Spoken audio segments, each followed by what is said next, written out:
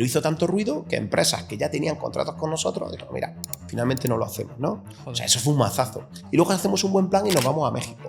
Bumba, cambia el presidente, entra Andrés Manuel López Obrador, lo recordaré toda mi vida. De sus primeras decisiones es bloquear todas las renovables, dedicarse al petróleo porque entiende que Pemex es estatal y hay que apoyarla, y cancela básicamente el sector.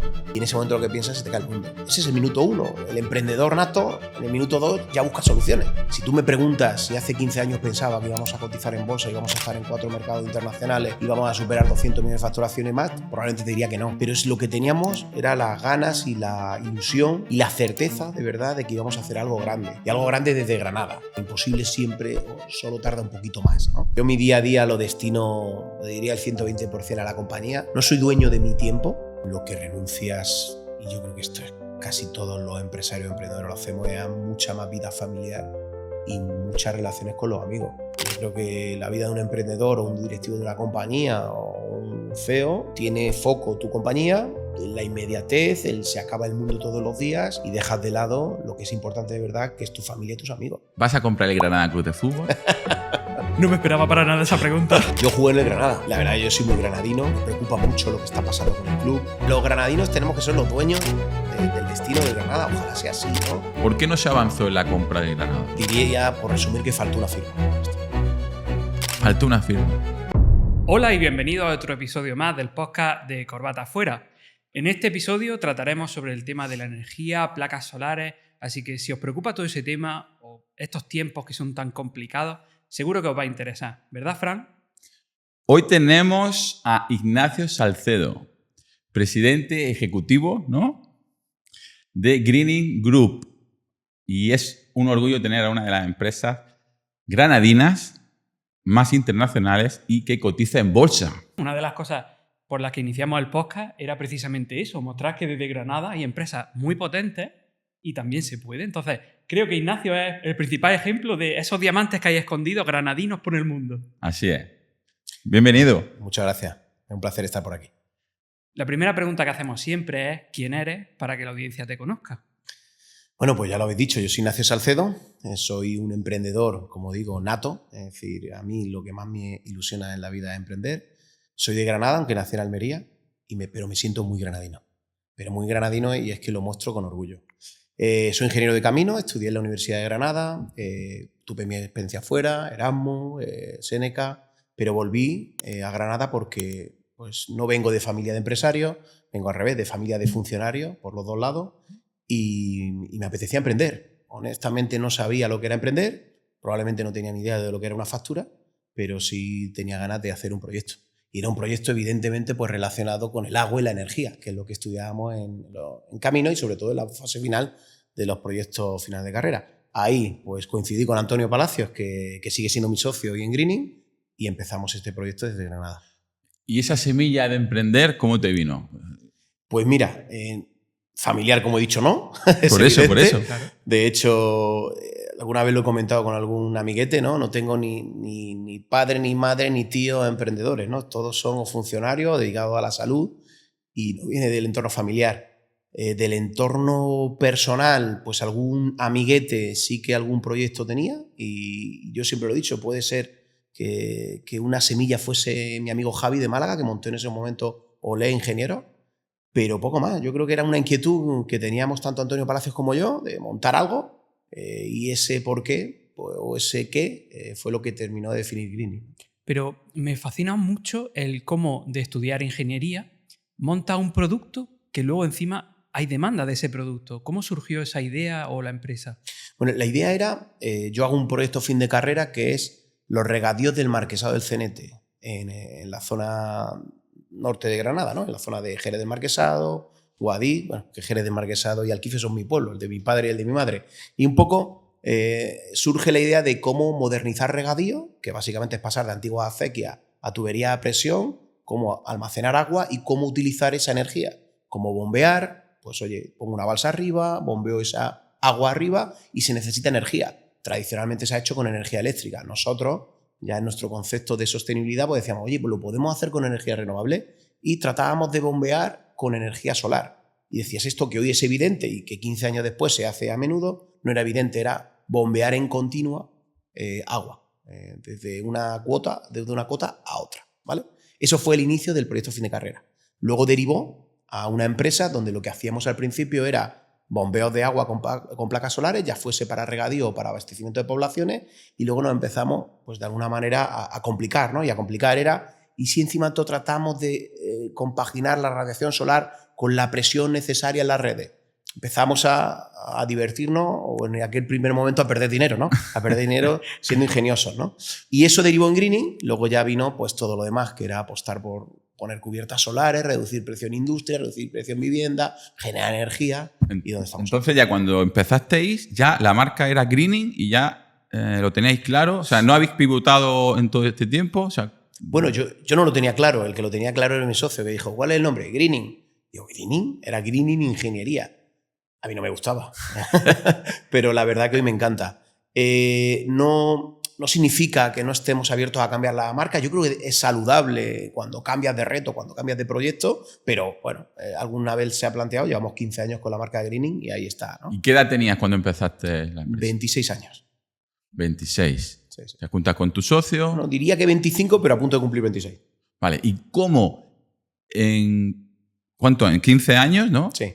Habéis llegado de iniciar ese proyecto entre dos amigos a cotizar en bolsa? Yo sé que a lo mejor es largo de explicar, pero ¿cuáles serían las claves? A ver, las claves, yo creo, siempre digo una misma frase, ¿no? Lo imposible siempre o solo tarda un poquito más, ¿no? Y el solo tarda un poco más es que hay que pensar en grandes retos. Los grandes retos llevan asimilados grandes esfuerzos, ¿no? Y siempre hay que tener el camino a dónde va. Si tú me preguntas si hace 15 años pensaba que íbamos a cotizar en bolsa, íbamos a estar en 4 mercados internacionales, íbamos a superar 200 millones de facturación y más, probablemente te diría que no.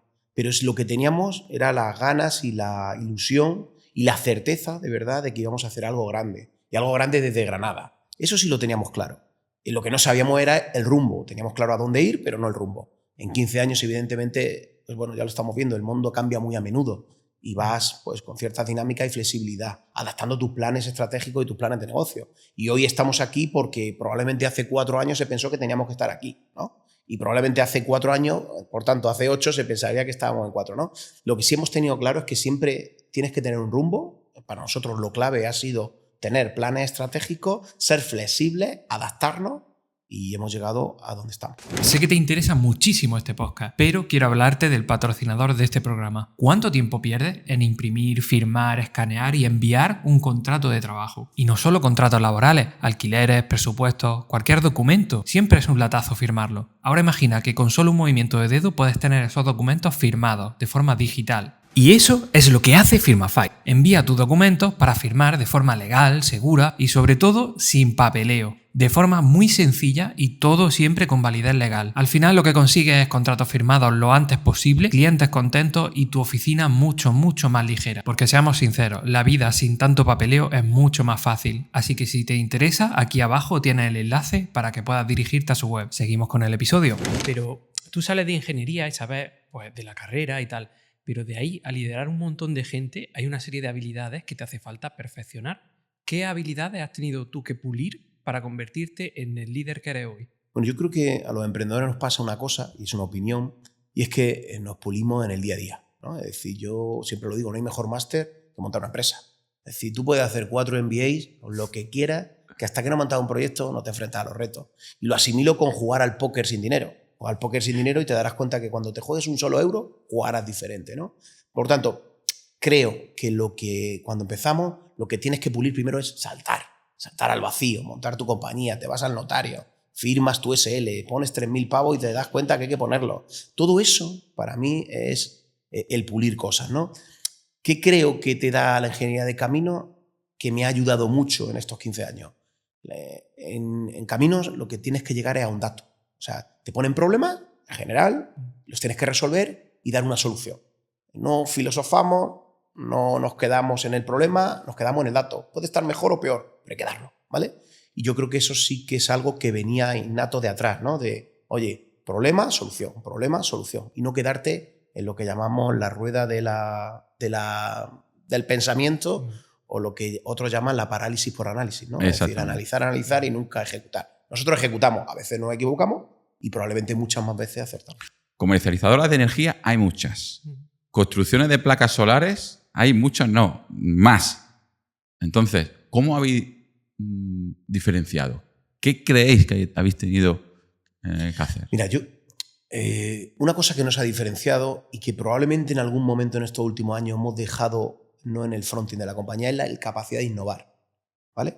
Y esto de innovar, yo no voy a la teoría, yo voy a la práctica. Es decir, nosotros fuimos de los líderes en autoconsumo en España porque éramos de los primeros en poner autoconsumo. Cuando vino toda la ola de gente que ponía fotovoltaica en vivienda, en industria, nosotros ya llevamos 5 años poniendo fotovoltaica. ¿Y por qué? Porque la poníamos cuando aún había dudas de si era rentable o no, pero nosotros éramos believers. Es decir, creíamos que era la mejor solución para que tú tuvieras una energía más competitiva y sobre todo más autónoma en tu vivienda. Por tanto, nosotros nos anticipamos al momento. Hoy estamos pensando en dónde nos estamos anticipando. ¿Dónde nos estamos anticipando? En reciclaje de paneles, en baterías. Nosotros vemos que el futuro y el presente ya es gestionar la demanda, gestionar el consumo con fotovoltaica, batería y tener la demanda. Por eso decimos que en este nuevo plan greening o en este nuevo greening lo importante no es generar energía, es tener el consumo, que ya le daré todo tipo de soluciones para darle una energía competitiva y una calidad de suministro, ¿vale? Por tanto, ¿qué es lo que vemos ahora? Hace probablemente 8 años nos anticipamos en la solar va a ser la energía más competitiva. Eso ya lo es. Luego surgió pues, un mundo de otras compañías que lo hacían, pero nosotros ya llevábamos tiempo, ¿no? Hoy lo que decimos es lo importante es la demanda y lo importante es la gestión de esa energía. No voy a decir que seamos los primeros, pero sí estamos ahí en el top, ¿no? Y es anticiparte a lo que crees que va a pasar. Adicional, te contaba el proyecto de reciclajes. Para mí va a ser un boom. Ahora, también hay que pensar que llevamos 3 años investigando con la Universidad de Granada, invirtiendo, hemos llevado a cabo una inversión de casi 3 millones de euros en Jerez del Marquesado y ahora estamos en la primera posición para reciclar paneles de un proyecto que queremos hacer internacional. Cuando llegan el resto, tú estás ya el primero, ¿vale? Y luego otra, y aquí me corto, habéis escuchado hablar de biometano. Sí. ¿No? Es un gas que se genera con residuos orgánicos e inorgánicos, que tú los mezclas en un digestor, básicamente, a lo gordo, y generas un gas similar al gas natural que tienes que extraer de países que son productores. España no lo es.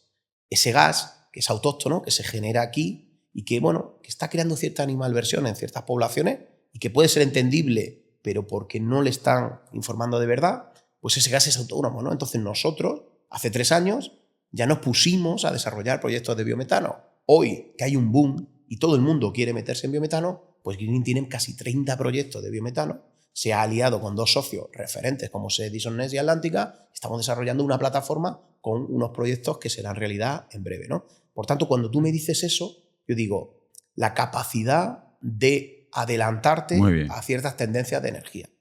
Ahora, no te diré que en otras muchas nos hemos equivocado. Claro. ¿Vale? Claro. Eso es lo que me sorprende, que si te adelantas, tienes ya una posición relevante con respecto a los otros competidores. Pero en esa época, ¿no os pilló lo del impuesto al sol y todo ese barullo que hubo? Bueno, nosotros nos ha pillado de todo. Es decir, aquí estamos hablando de lo bueno.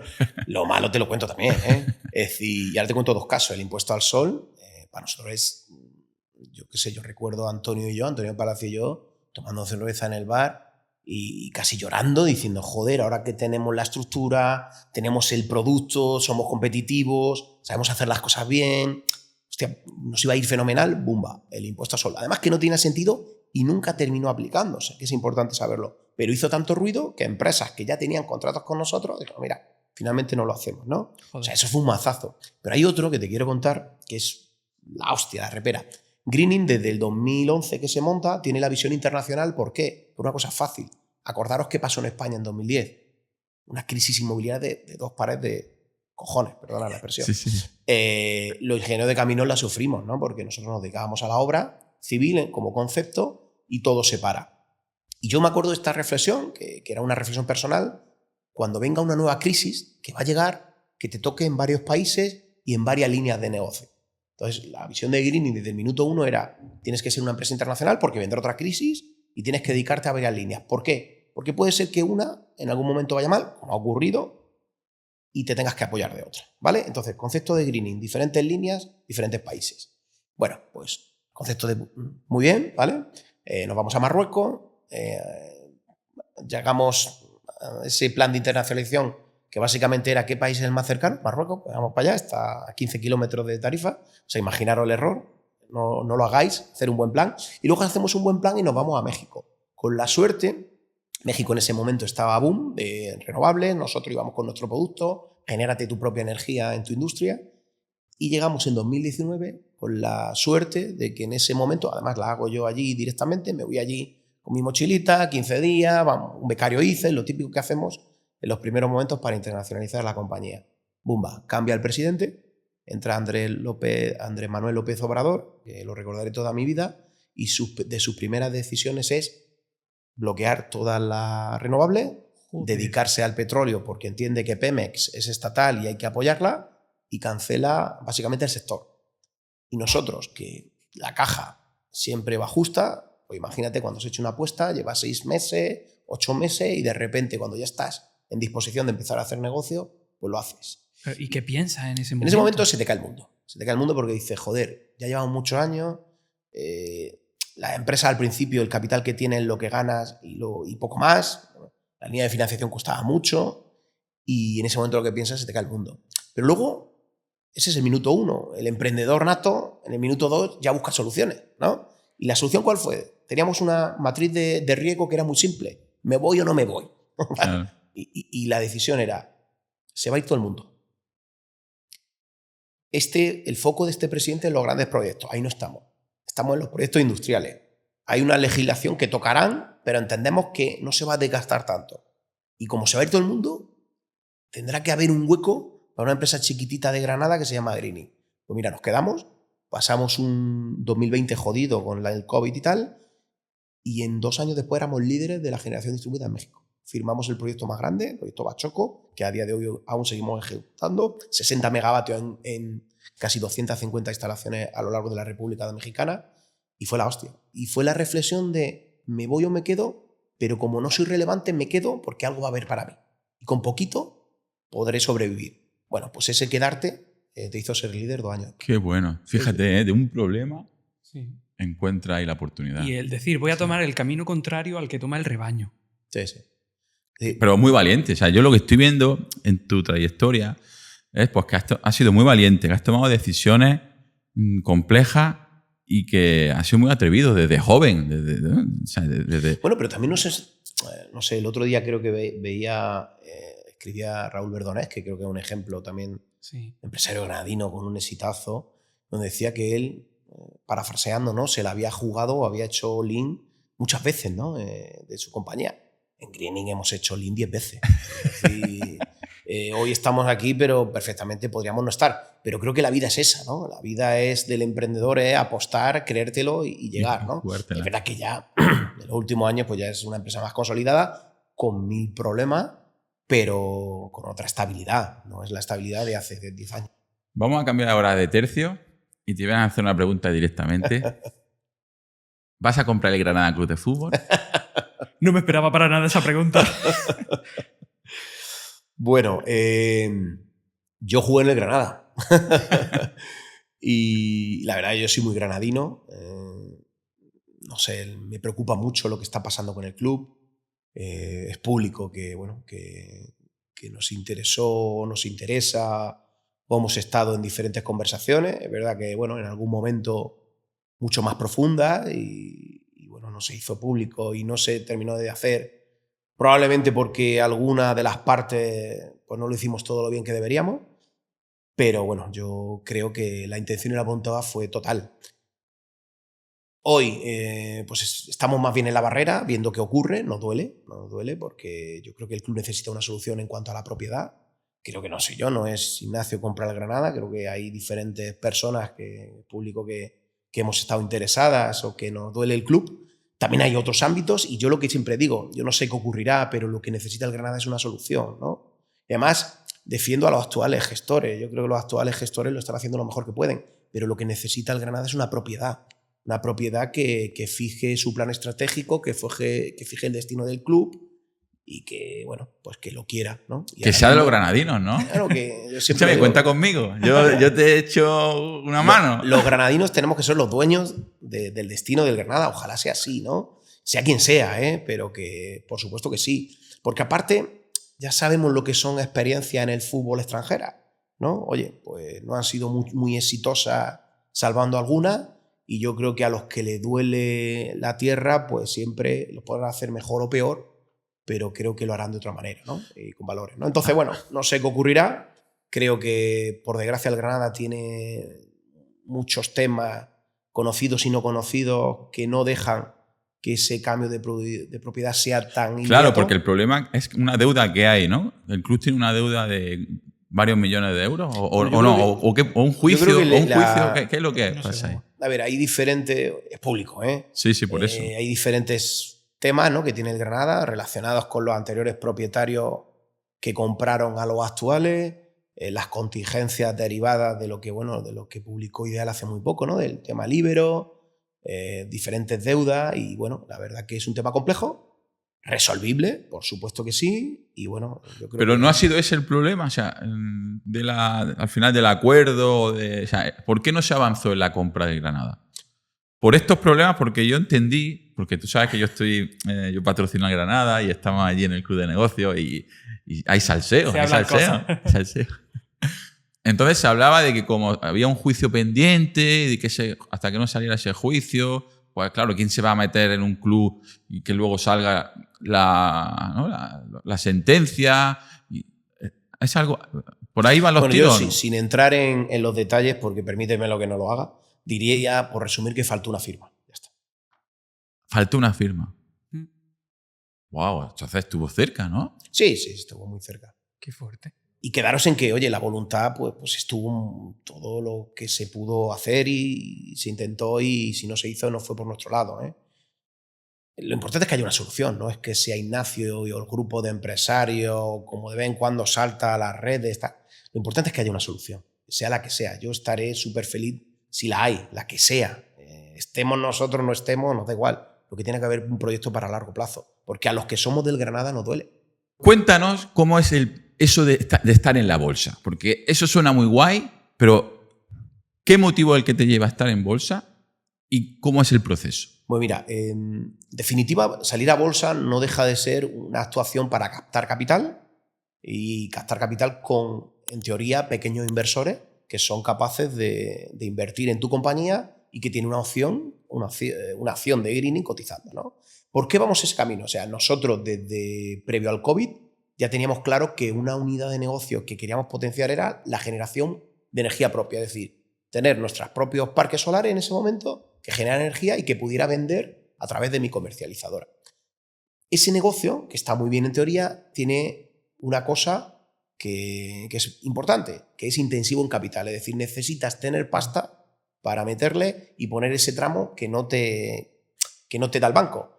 Haciendo una analogía, si te construyes un edificio, probablemente el banco te hipoteque o te dé una hipoteca del 60%, pero el otro 40% lo tienes que poner tú. Pues igual pasa en los parques solares, ¿no? Entonces, nosotros de manera recurrente ganábamos dinero, pero no ganábamos el suficiente como para invertir y decir, joder, si quiero llegar aquí, quiero crecer en esta área, necesito más equity o capital, como queramos llamarlo, ¿no? En ese momento, hablo de 2022, en nuestra cabeza estaba, bueno, metamos un socio. Nunca habíamos tenido socio, y inicialmente metimos a Sabadell, a Cinia, al vehículo de renovables, ¿no? Se quedó con un 10% de la compañía a cambio de una ampliación de capital de en torno a 5 millones de euros, ¿no? Para nosotros fue un éxito porque ya valoró la compañía en 50 millones de euros, ¿no?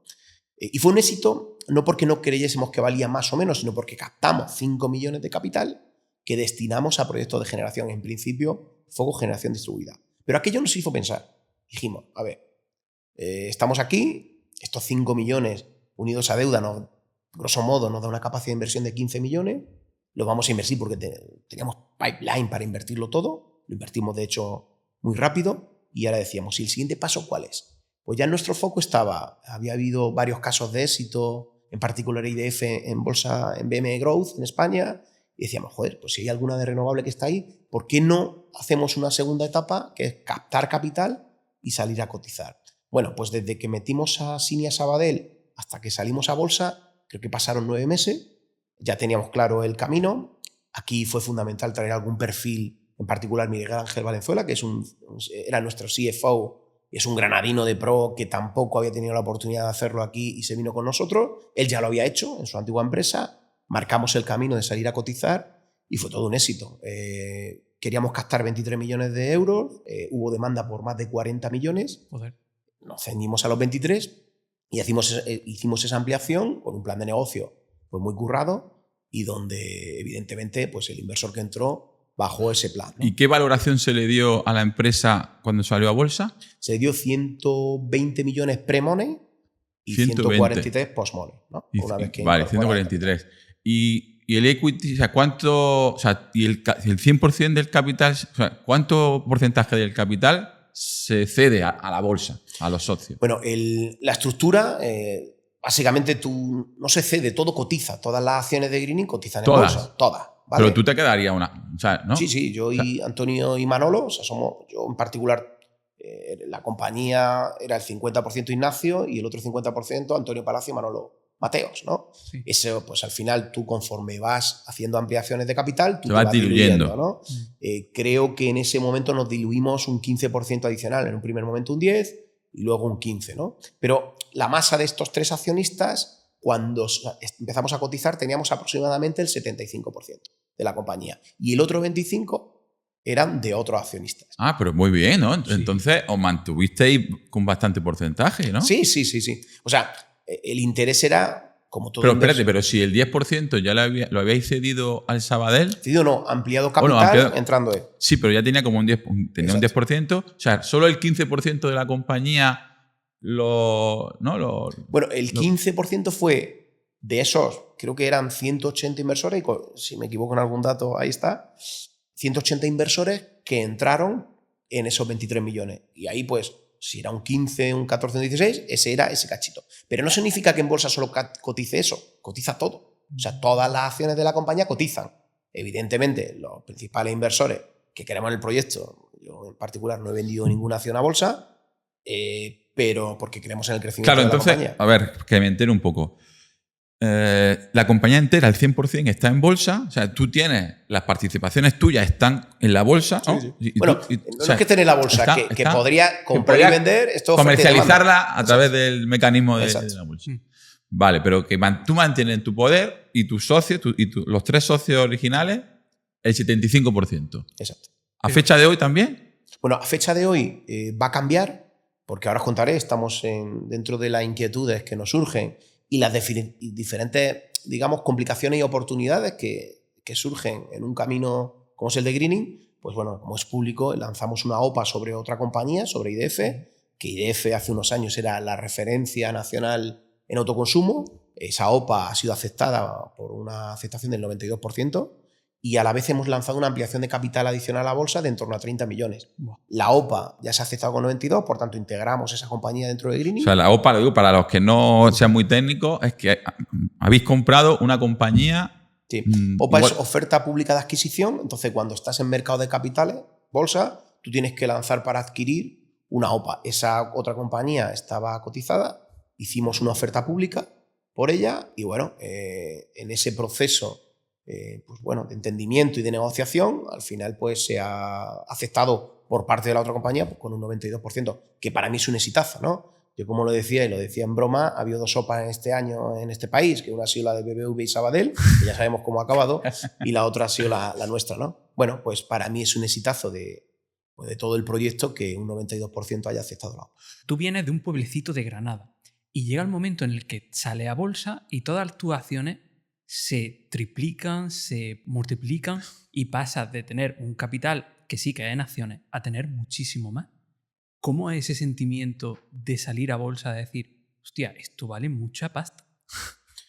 A ver, yo creo que no sé, supongo que te cuento mi opinión personal, ¿eh? Yo creo que realmente lo dejas de lado, ¿no? Es decir, yo no vivo con si la acción vale 1, 2 o 20.000, ¿no? Vives tu misma vida.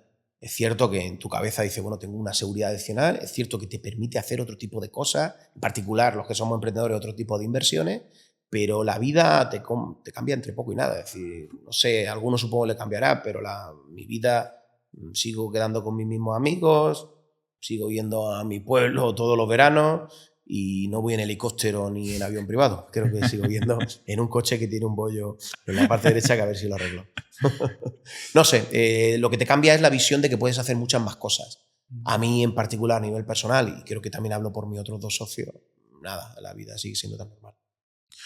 Y vamos a hablar un poco de números. ¿Cuántos trabajadores sois en el grupo? ¿Cuál es la facturación que habéis tenido en el 2025? Y algún dato más que nos quieras dar. A ver, como es una empresa pública y aún no se han presentado los resultados, hablaré de proyecciones, ¿no? Vale. Probablemente este año 2025, el que acaba, vamos a cerrar en el entorno de 150 millones de facturación y en el entorno de horquilla entre 9 y 12 millones de EBITDA, ¿vale? Y ahora os cuento algún matiz, ¿no? Y este 2026, y bueno, es algo que estamos compartiendo también, vamos a estar en el entorno de 200 millones de facturación y un EBITDA de en torno a 20 millones, ¿vale? Superior a 20 millones. ¿Qué pasa? Y hablando de números, ¿no? La compañía hoy hace la ampliación y ejecuta una OPA porque lo que quiere es crecer, ¿no? Hemos presentado un plan muy ambicioso que nos va a llevar desde el 26 al 29, donde el reto es hacer una compañía mucho más grande, que lo vamos a presentar al mercado en breve, y donde lo que queremos es aprovechar las oportunidades que el sector tiene. En España, en el sector de la energía, este último año se ha pasado regular, veníamos de un boom y hemos ido a un batacazo. Nosotros, que somos una empresa internacional, pues, hombre, nos ha afectado en España, pero en el resto del mundo no. Por eso el criterio claro de estate internacionalmente, porque algún país puede ir mal, y aprovechate de que tendrás otro bien, y estate en varias líneas de negocio, que en particular alguna te puede ir mal, pero tendrás otras que te vaya bien, ¿no? Entonces, para mí la oportunidad hoy es integrar compañías más que crear nuevas. Estamos tratando de ver qué compañías tienen sinergias para ir integrando en Greening. Y bueno, ahora es un proyecto mucho más de integrar, de lanzar alguna OPA probablemente, de integrar proyectos que estén en distrés aquí en España y de crecer de manera inorgánica más que orgánica, ¿no? Los crecimientos te generan ineficiencias, ¿no? Tú te crees que te estás creciendo y es meter gente, meter recursos, meter costes de estructura. Y bueno, estamos en un proceso de reestructuración de la compañía a nivel de costes laborales y de costes de estructura, en España en particular, por esa bajada del sector.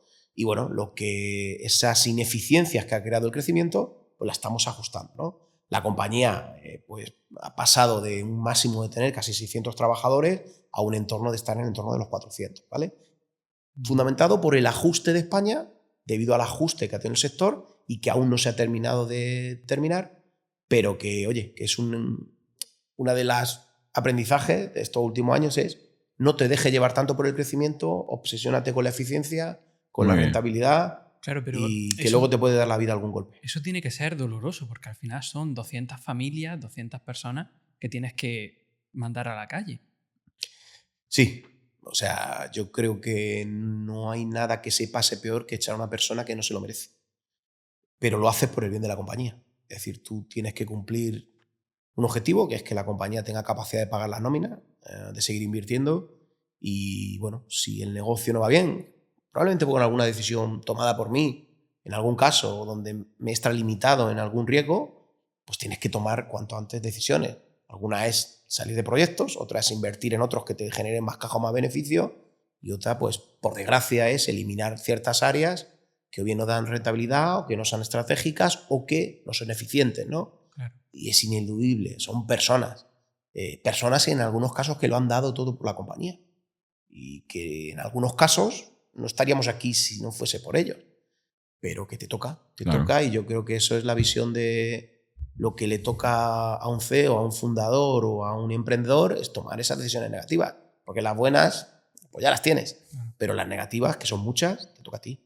Ignacio, eso de estar en bolsa y de tener un montón de socios capitalistas que quieren ver cómo crece la compañía, ¿no te genera tensión y estrés? A ver, es obvio que sí. Es decir, estar en bolsa te mete una complejidad adicional que, como tú dices, es el inversor que tiene que ver cómo su acción sube. Os diría que la acción de Greening, igual que la mayoría, es irracional. Es decir, el comportamiento de una acción, creo que en el medio y largo plazo se deja llevar por los resultados. En el corto plazo, vamos, ni de lejos.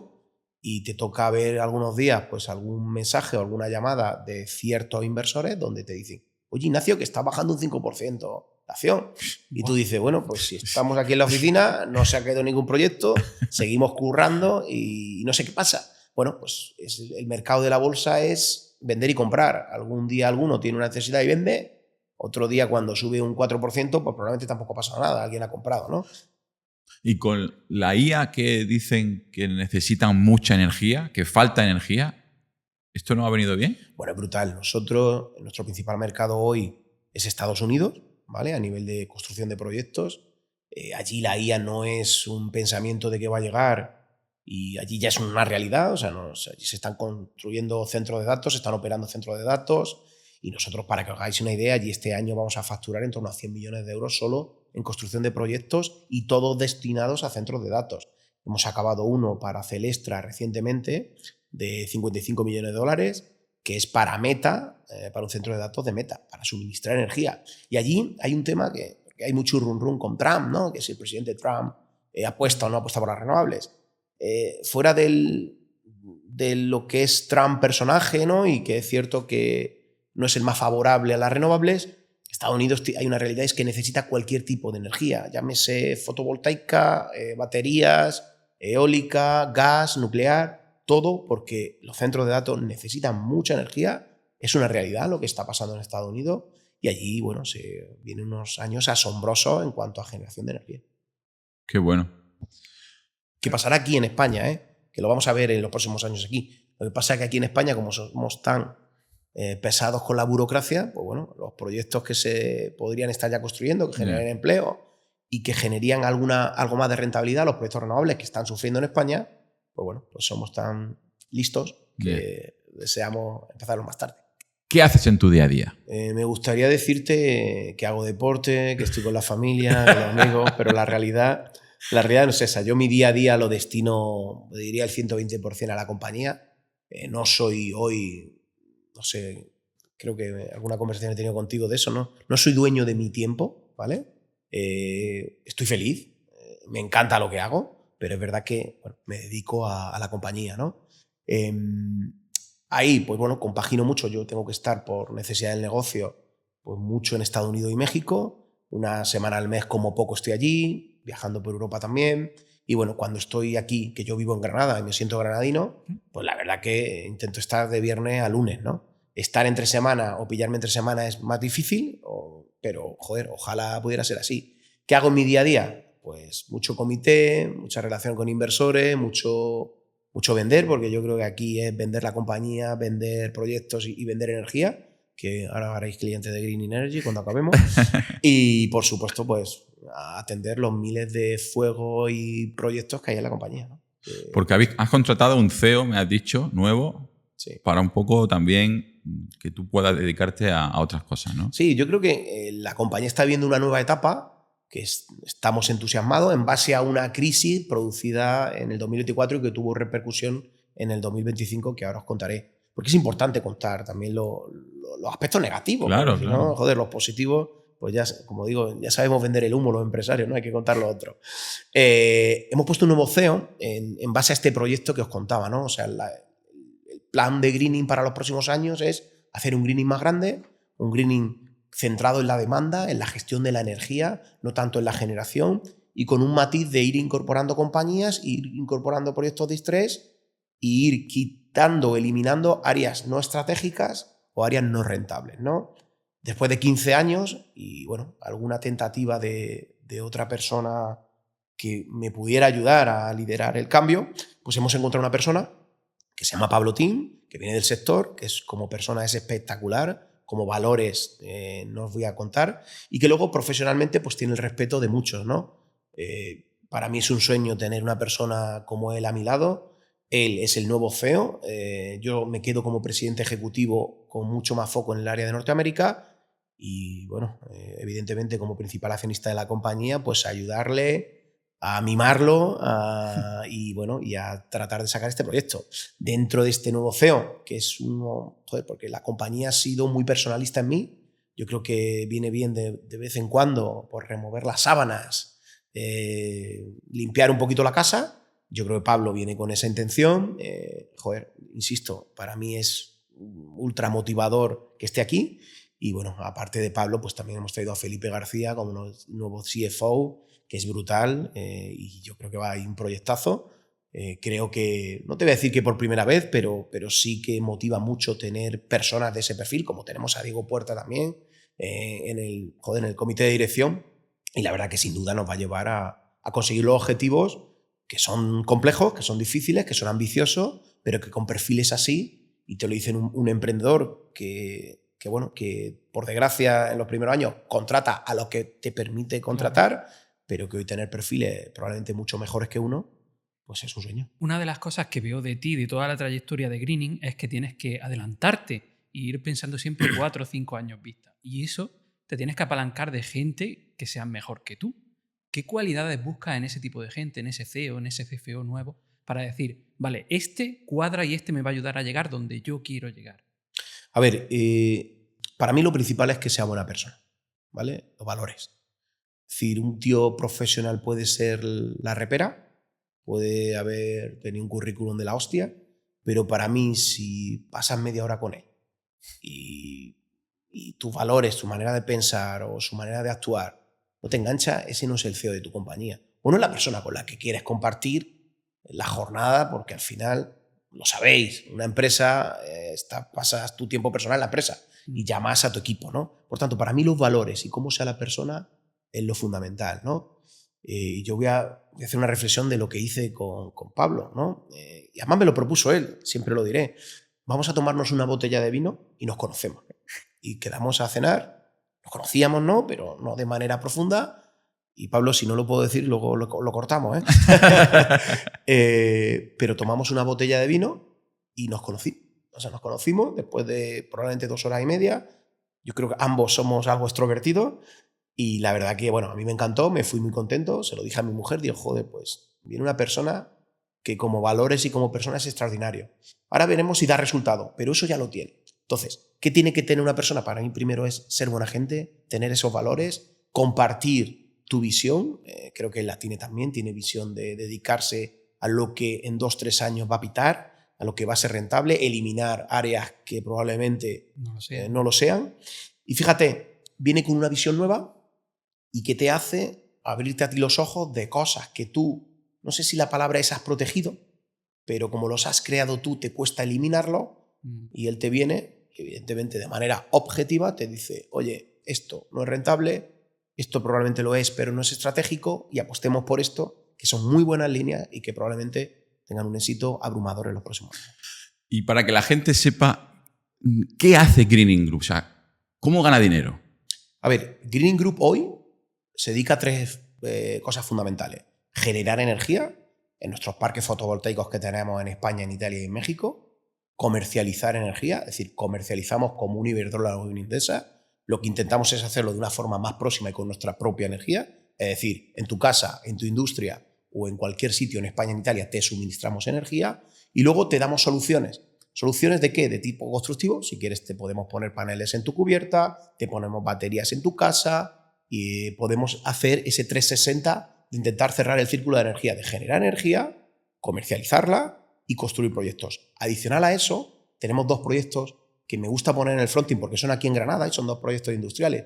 Uno es súper innovador, hemos montado lo que sería un proyecto referente en España, que es el reciclaje de paneles solares. Es decir, ya pensábamos en cerrar el círculo. Es una industria que recientemente, bueno, se inaugurará en breve, pero que ya está funcionando en Jerez del Marquesado, donde tratamos de, con una investigación con la Universidad de Granada, de sacar el mayor rendimiento a ese reciclaje, es decir, paneles obsoletos o paneles rotos, venimos, los reciclamos y le damos una segunda vida a ese material, ¿vale? Y otra parte que es SAM Support, que es una fábrica de estructuras para soporte de paneles en cubierta o para soporte de paneles en suelo. Por tanto, Greening se dedica a generar, comercializar y construir proyectos, pero aparte tiene otras verticales que probablemente crezcan mucho, que una es el reciclaje de paneles, donde queremos hacer un proyecto muy grande y muy bonito. Nos hemos aliado contra EDB, una empresa especialista en reciclaje, y SAM Support, que es una fábrica de estructuras. Me interesa muchísimo saber cómo se gestiona la energía. sea, ¿eso se compra, se distribuye como un paquete que viene de Amazon? ¿Cómo se hace eso? Bueno, la energía es un mundo apasionante y mucho más simple de lo que la gente se piensa, ¿no? La energía en este país, ¿no? En otros países, algunos de manera diferente se gestiona, pero hay una generación de energía, ya sean proyectos renovables, solares, baterías, eólicos, de gas, nuclear u otros, que generan energía. Esto va a lo que llamamos un pool y ese pool pues todos los días fluctúa. Los productores mandamos energía a ese pool, a lo gordo, ¿eh? Sí.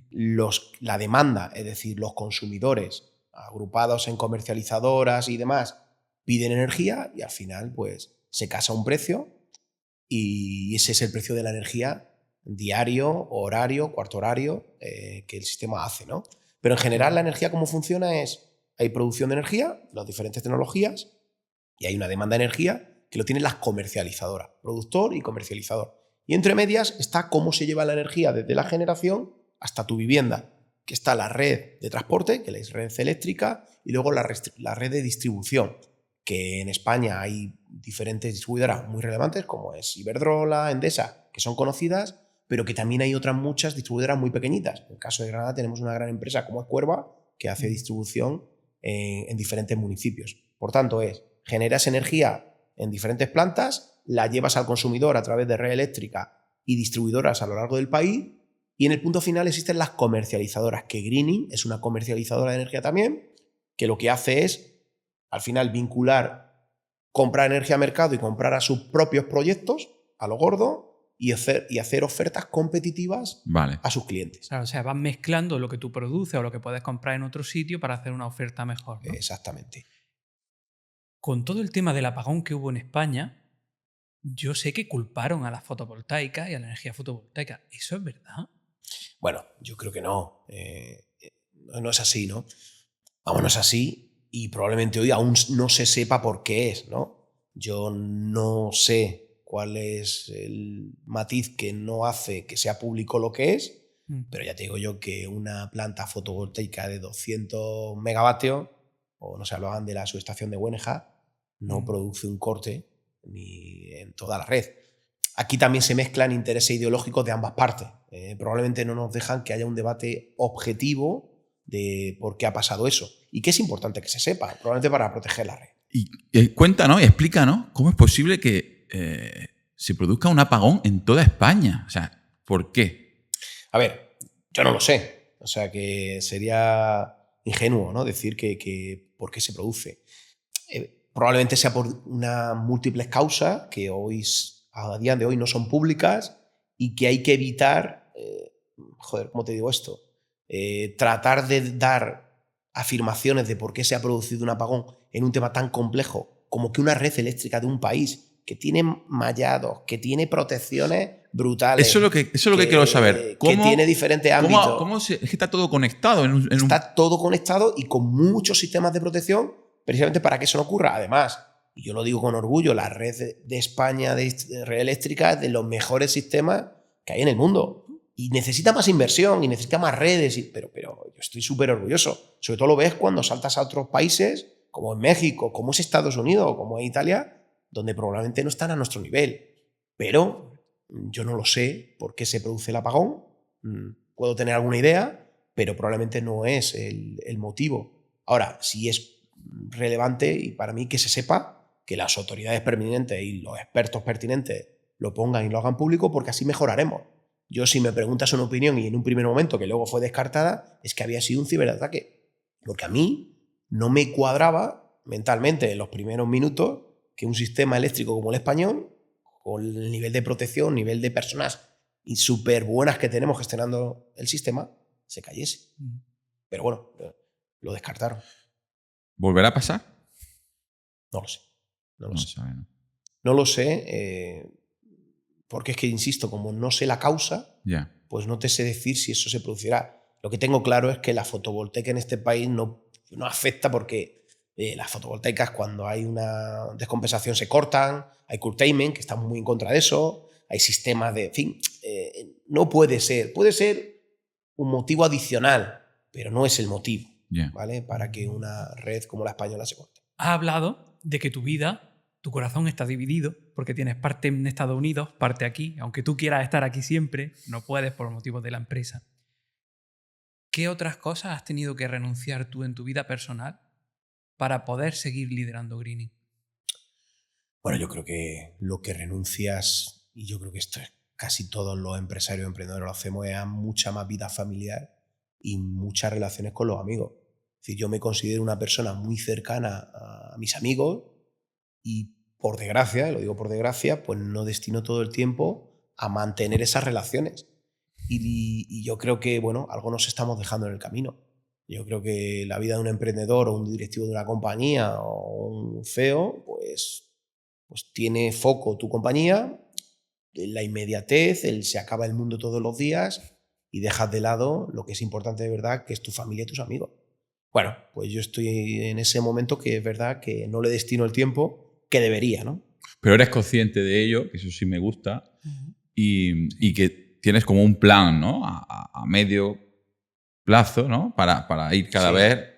Yo creo que el plan al final es intentar ser un poco más dueño de tu tiempo y que tu tiempo no solo se destine a tu proyecto, y lo digo porque esto va por fases, ¿no? Pero hay una fase donde yo tengo 26 años y, oye, mi proyecto de vida es Greening, hoy sigue siendo mi proyecto profesional y lo va a seguir siendo porque, joder, sigo creyendo que esto es un proyectazo y que podemos hacer cosas diferentes y cosas que mejoran la sociedad, que para mí es importante, dan una energía más competitiva, sostenible, autónoma.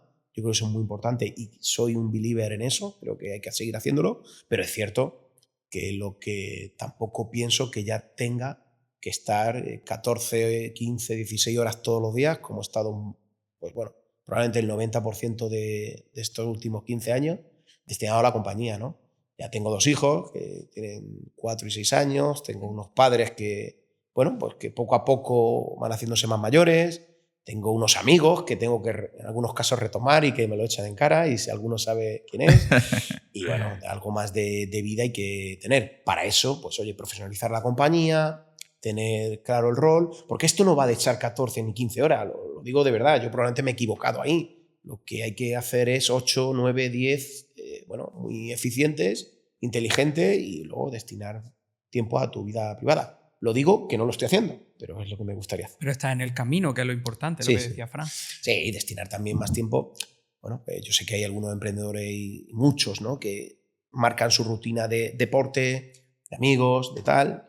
Yo quizás no tengo esa voluntad. Y algunos quedamos para comer todos los meses. Para comer. En un grupo de empresarios. Estoy a ver si me invitáis. A ver si viene, que yo quiero que entres ya directamente. Sí, además que muchas veces me toca verlos fuera de España las fotos y me da una envidia tremenda porque hay muchos conocidos allí, muy buena gente. Pero sí, esto es fundamental, Fran, esas cosas de compartir empresarios, vivencias, salir del día a día, de hablar siempre de lo mismo, pues es fundamental, ¿no? Y yo creo que hay que tratar de que para que todo vaya bien tengas una parte familiar y de amigos, una parte de deporte y de salud y otra parte profesional, ¿eh? Insisto que yo estoy en ese camino que aún no lo he cumplido, pero que tengo claro el camino. ¿Qué consejo le daría a un emprendedor que esté empezando?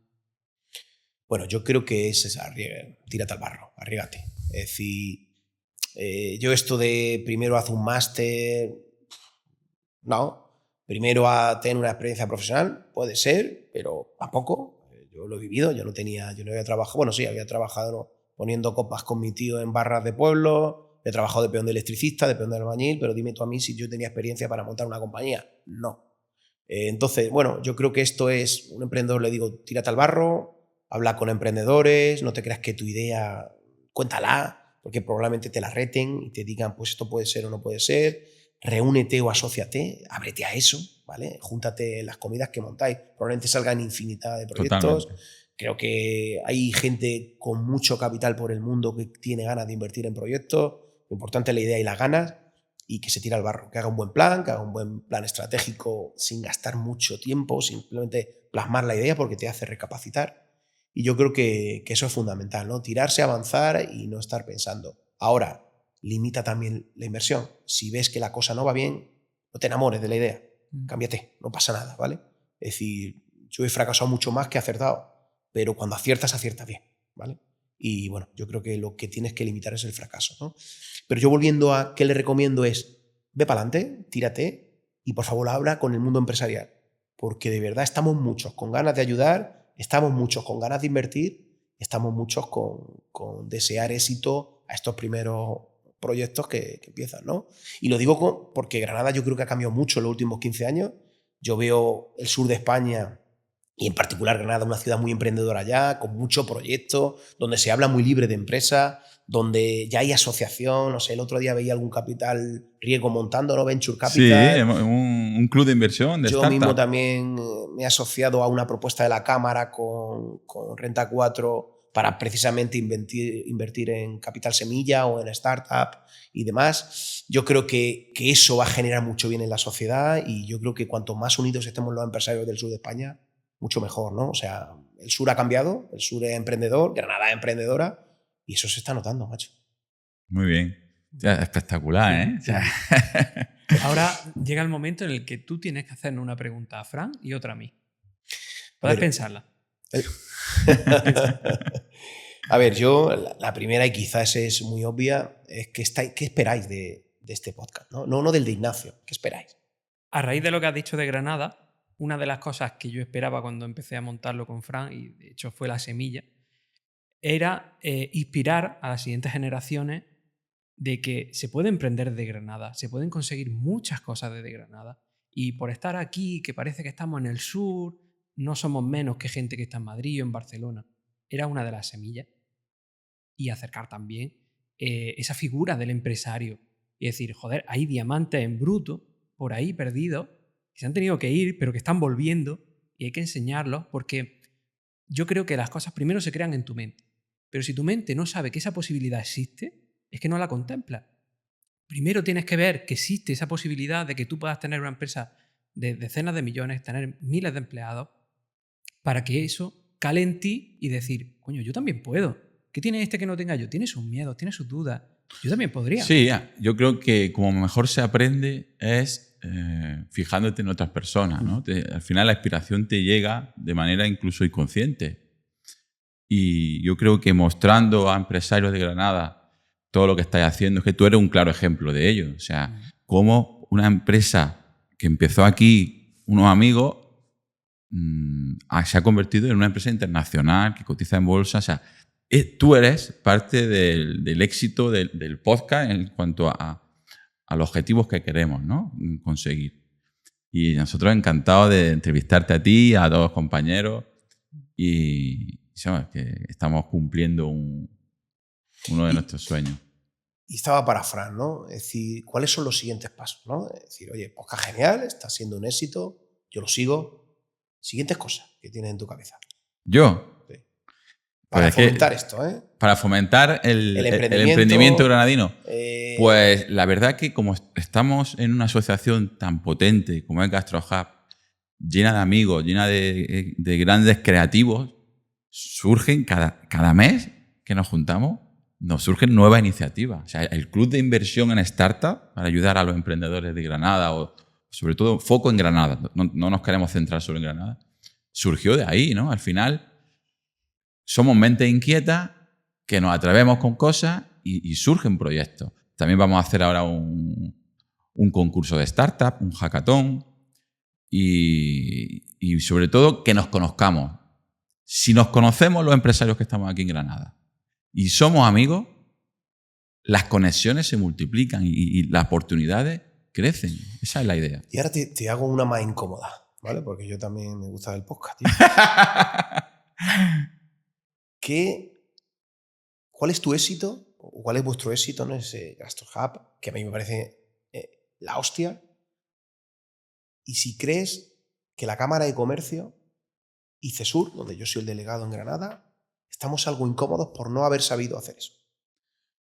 A ver, a mí no me han dicho nada nunca. Yo tengo muy buena relación con todos los de la Cámara. Te hablo de primera persona, delegado de CESUR en Granada. Sí, no lo sabía que era delegado.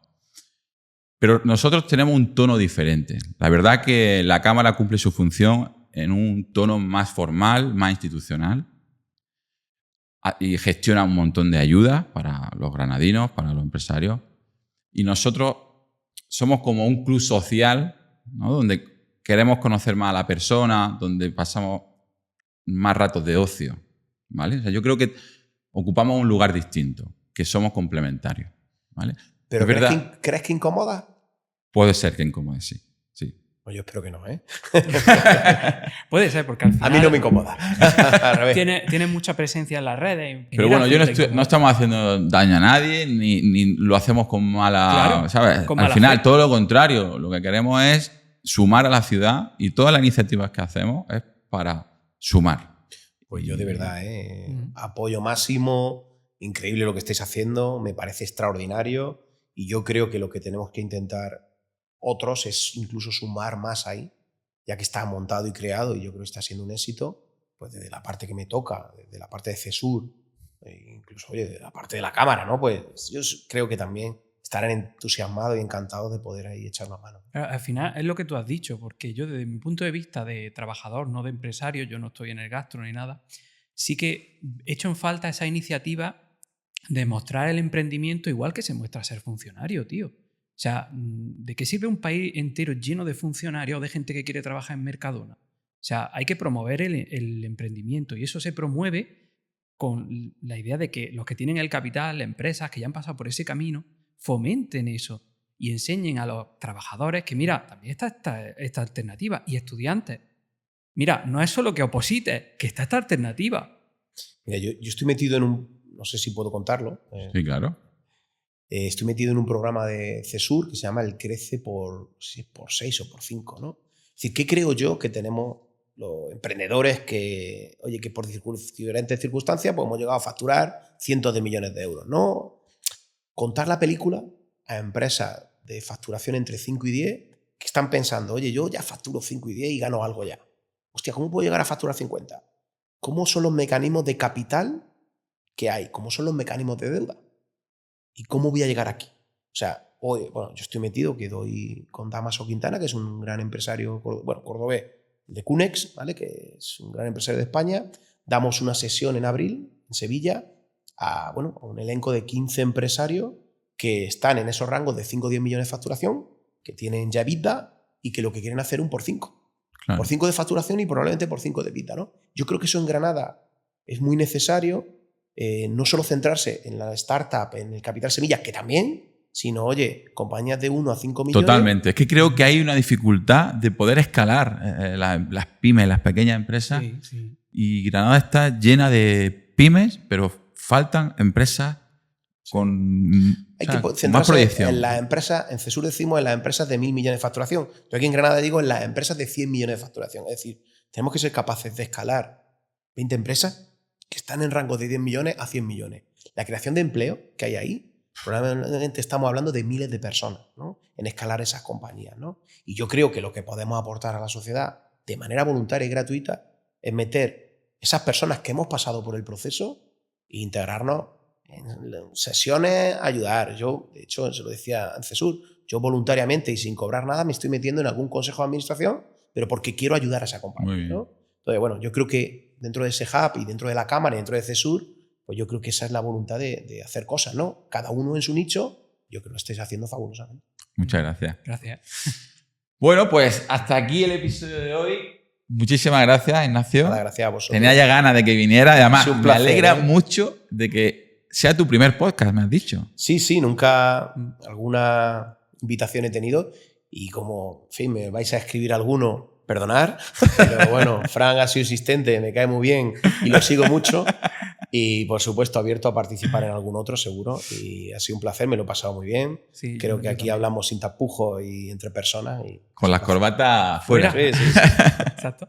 Pues chicos, si os ha gustado, aquí abajo dejad un comentario, queremos saber vuestra opinión con respecto a Ignacio, la empresa, el episodio y darle me gusta, suscribiros al canal, que es muy importante que os suscribáis, que la gran mayoría no se suscriben. Y nada, nos vemos en el siguiente. Adiós. Adiós. Hasta luego.